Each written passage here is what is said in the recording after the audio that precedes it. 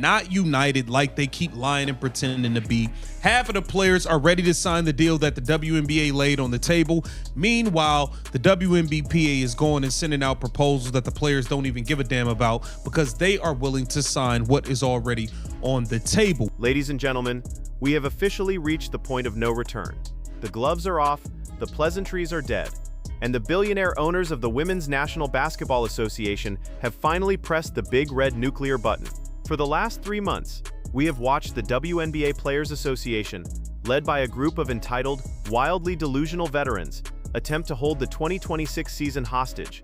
We watched them threaten a strike. We watched them demand 30% of the gross revenue. We watched them act as if they were the irreplaceable pillars of women's basketball, acting as if the billionaire owners would inevitably crumble and beg them to return to the court because the league supposedly could not survive without them. But the owners did not crumble. The owners did not beg. Instead, they looked at the veteran leadership. They looked at the spreadsheet. They looked at the Caitlin Clark television ratings. And they smiled a very cold, very corporate smile. And the message that is currently echoing through the halls of the league office is enough to send a shiver down the spine of every single veteran player who thought they were untouchable. If you do not want to sign the deal, do not sign the deal. Stay home. We are moving on without you. I need you to truly comprehend the magnitude of the threat that the owners are leveraging right now. This is the ultimate drop-dead strategy. The owners have looked at the collective bargaining negotiations and realized that the old guard of the WNBPA has absolutely zero intention of being reasonable.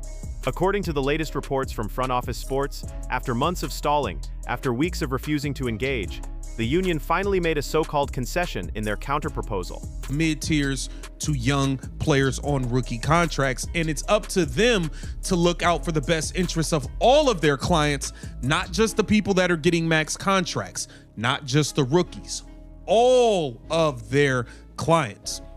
Are you kidding me? A 26% share of the revenue?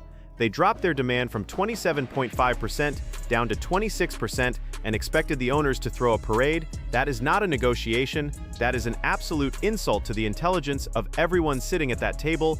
The owners are offering 15%, which is already a massive, historic, multi-million-dollar increase for a league that has lost money every single year since its inception in 1997.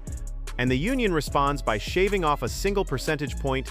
It is corporate mockery. The union leadership, Nneka Ogwumike, Breanna Stewart, and the rest of the executive committee are treating this negotiation like a high school debate club instead of a billion-dollar corporate restructuring. And because the union refuses to operate in reality, the owners are now preparing to operate without them. The whispers are getting louder, the contingency plans are being drawn up, and the nuclear option is officially on the table. Replacement players.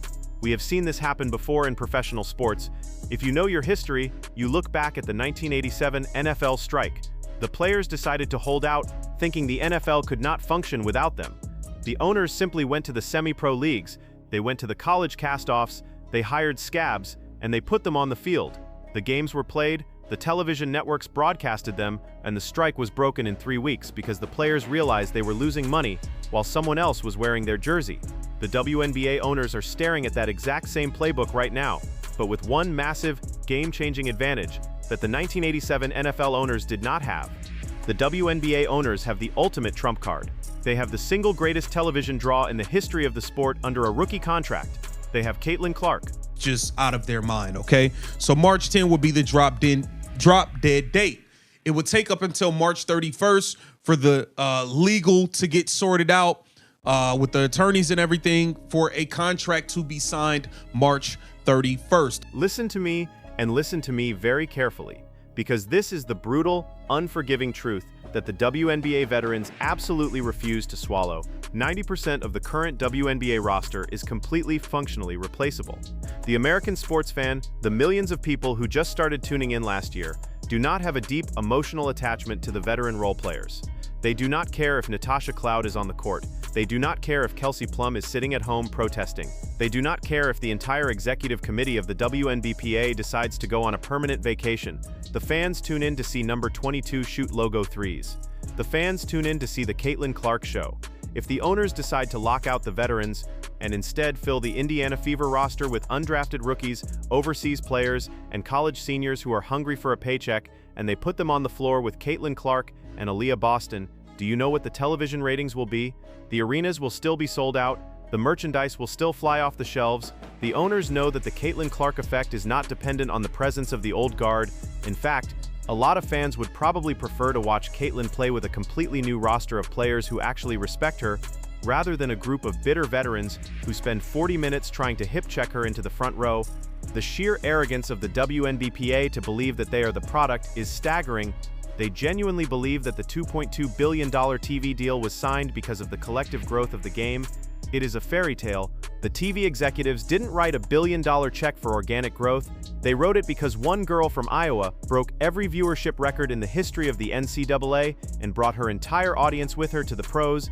Caitlin Clark is the economy. Caitlin Clark is the product. And yet, the union is actively trying to hijack her momentum to secure a massive payday for themselves, all while threatening to cancel her sophomore season. But the agents are waking up. The sports agents who represent these players are looking at the March 10th deadline. They are looking at the owner's threat of replacement players, and they are completely panicking. We talked about this. The agents sent a letter demanding to see the proposals because they know the union is driving the car off a cliff. The agents know that if the owners actually pull the trigger and bring in replacement players, their clients' careers are effectively over, because once a team realizes they can get the same production from an undrafted rookie for $70,000 that they were getting from an aging veteran for $200,000, that veteran is never getting their job back. And this brings us to the ultimate irony of this entire labor war. The veteran players who are screaming the loudest, the ones who are demanding the most money, the ones who are pushing the hardest for a strike, are the exact ones who have the most to lose. They are playing a game of financial chicken against a player who is completely immune to the damage. Hearing the announcements, hey, this person's agreeing to terms with this team, this person's agreeing with that team, this person's agreeing with this team. All of those deals will become official on the 12th when free agency really... Do you see the massive, glaring flaw in the union's leverage? They are threatening to strike, thinking it will put pressure on the league's biggest star. But Caitlin Clark doesn't need the WNBA paycheck. Her rookie salary is $76,000. She makes more money blinking in a State Farm commercial than she does playing an entire season of professional basketball. She has a $28 million signature shoe deal with Nike. She has Gatorade. She has Panini. She has Wilson.